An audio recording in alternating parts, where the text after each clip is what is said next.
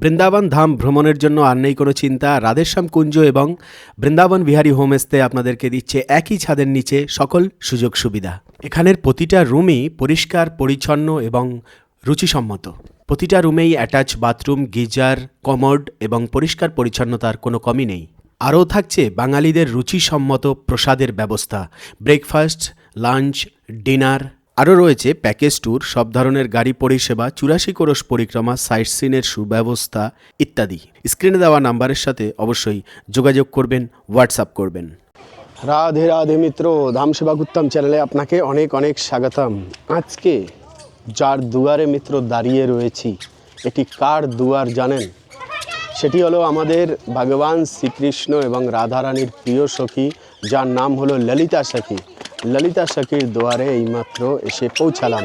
এবারে মিত্র এই সিঁড়ি বেয়ে উপরে উঠতে হবে ললিতা সখীর দর্শন করার জন্য। বিকেল প্রায় 4:30 বেজে গিয়েছে। এখন নিশ্চয়ই উনি ঘুম থেকে উঠেছেন আর আমাদেরকে দর্শন দেবেন। তো চলুন মিত্র, আজকে যাত্রা শুরু করি ললিতা সখীর বাড়ির দিকে।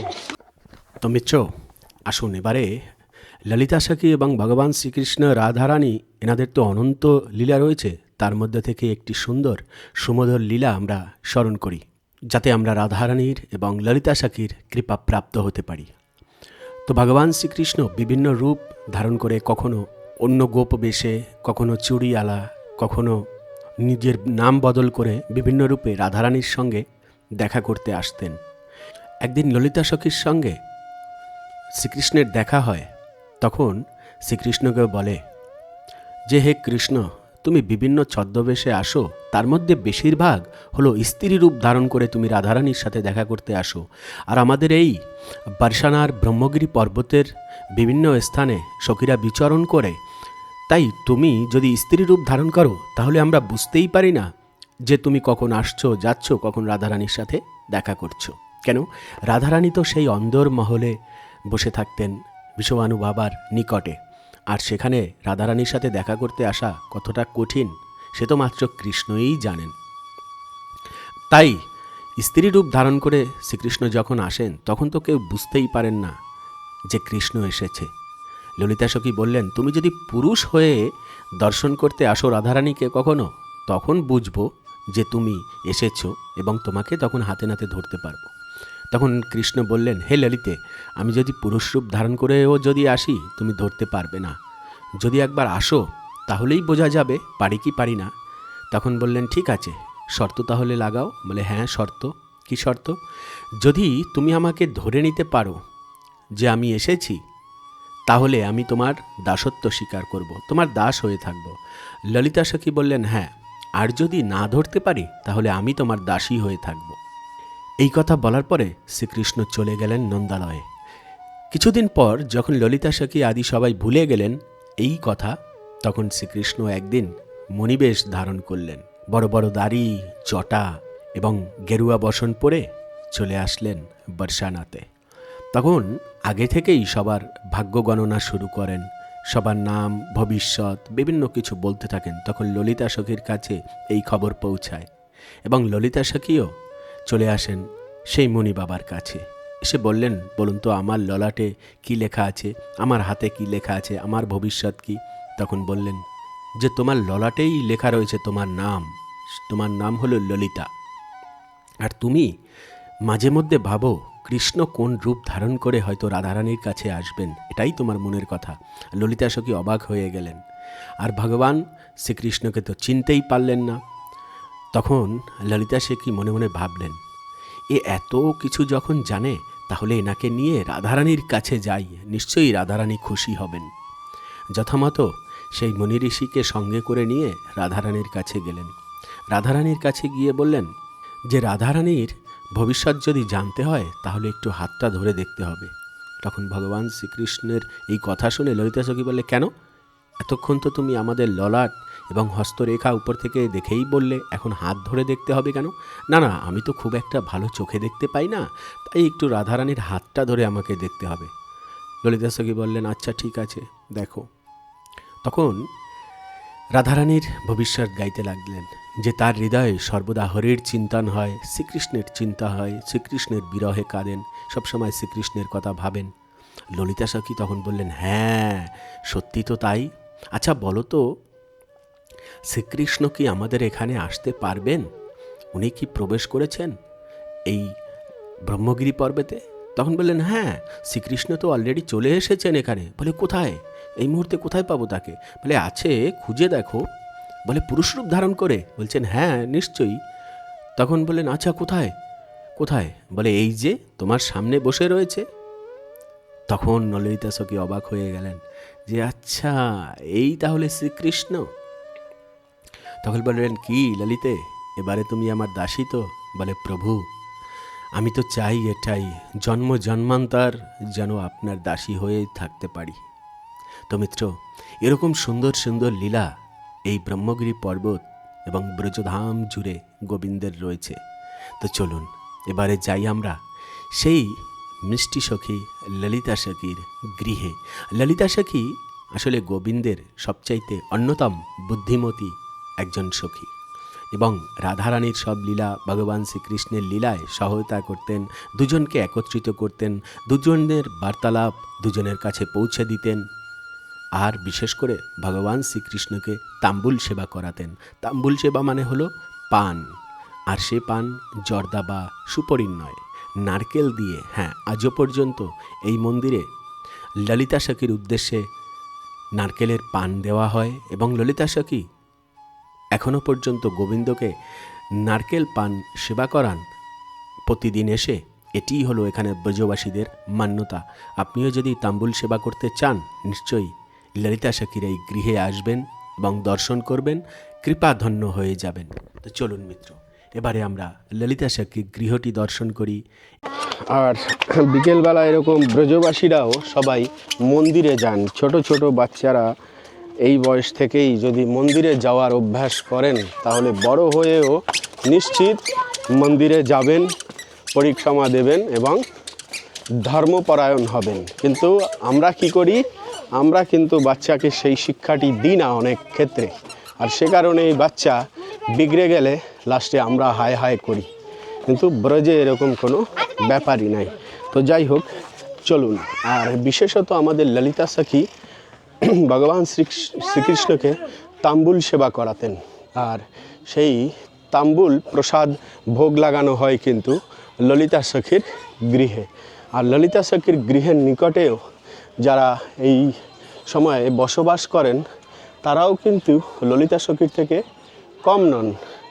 মহাত্মা তো অবশ্যই, নয়তো তার গৃহের নিকটে থাকার অধিকার কেনই বা পাবেন, তাই না? দেখুন গ্রামটি কত সুন্দর লাগছে। ললিতা সখীর গ্রাম বারসানাতেই অবস্থিত।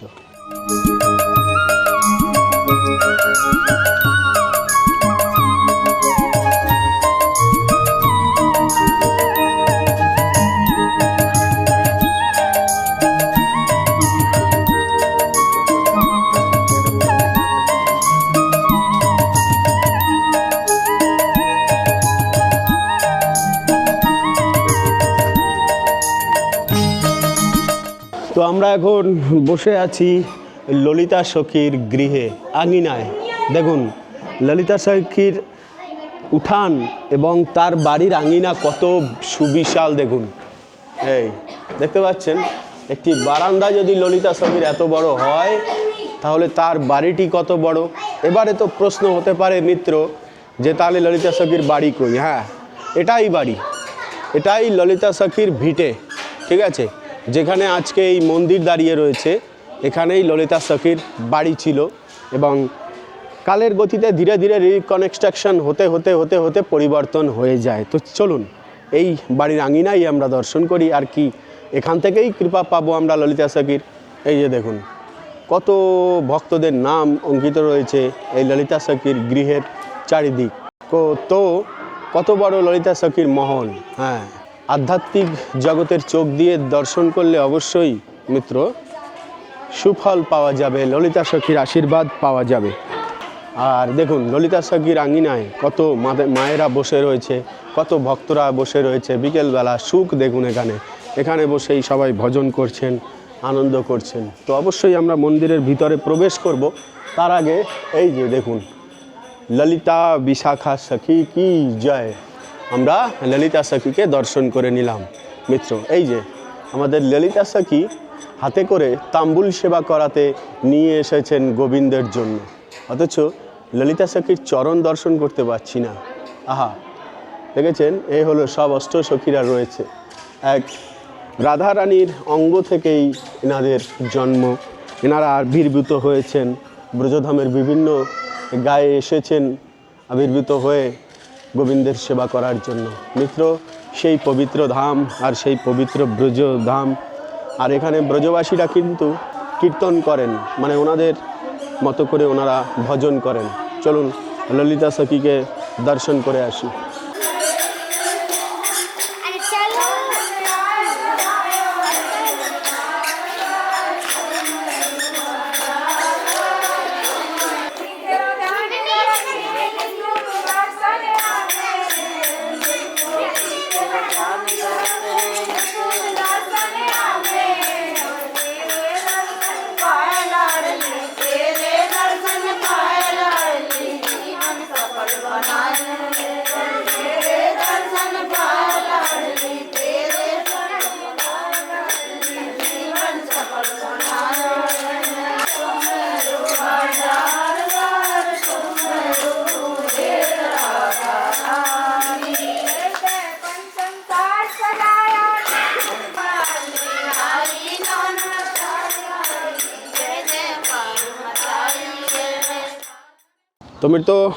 তো মিত্র, বর্তমানে আমাদের বৃন্দাবনের ওয়েদার কিন্তু খুব খারাপ চলছে। মানে এই দুদিন ধরে যেরকম মেঘলা সেরকম প্রচণ্ড বৃষ্টি হয়েছে, ঠান্ডাও যেন নতুন করে আবার পড়লো। কিন্তু তারপরেও আমরা রাধাকুণ্ড শ্যামকুণ্ড দর্শন করাতে কিন্তু ভুল করছি না। অবশ্যই দর্শন করুন আজকে আমাদের শ্রীমতী রাধারানীর রাধাকুণ্ড।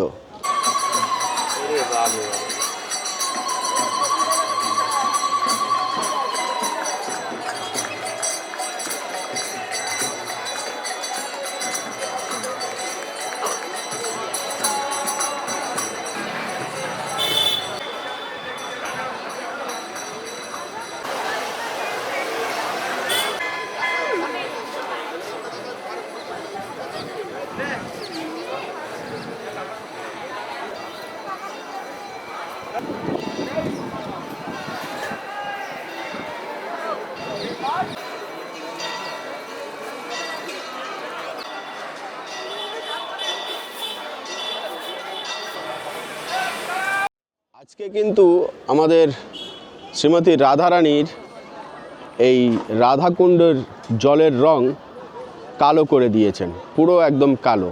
আবার কখনো কখনো দর্শন করবেন সবুজ রং, কখনো লাল, আবার কখনো সাদা। এ কিন্তু একদম সত্যি কথা। অনেকে যারা দীর্ঘদিন ধরে রাধাকুণ্ডে আসছেন, কখনো সবুজ, কখনো কালো, কখনো সাদা, কখনো দুধের মতো বর্ণ, এরকম কিন্তু এক এক সময় এক এক রকম দর্শন করতে পারা যায় আমাদের রাধাকুণ্ডের তটের সৌন্দর্য। তো যাই হোক, আজকেও কিন্তু বেশ মেঘলা আকাশ হলে কি হবে, অনেক ভক্তরাই আসছেন, পুজো দিচ্ছেন, স্নান করছেন, আর হাওয়াও বইছে। তবে রাধারানীর কাছে প্রার্থনা এটাই, যেন বৃষ্টি না হয়। কেন কি বৃষ্টি গতকালকে এত পরিমাণ হয়েছে যে তাতে পুরো নাজেহাল অবস্থা, ভক্তদের দর্শনেরও সমস্যা, আর ঠান্ডার তীব্রতাও অনেক বেশি বেড়ে যায়। সে কারণে বৃষ্টি না হওয়াটাই সবচাইতে ভালো। আর কখনো শুনেছেন যে বৃন্দাবনের বাঁকেবিহারী মন্দির থেকে বেরিয়ে চলে এসছে আমাদের রাধাকুণ্ডে? শোনেননি তো, আর দর্শনও করেননি কখনো। তো চলুন দর্শন করাই।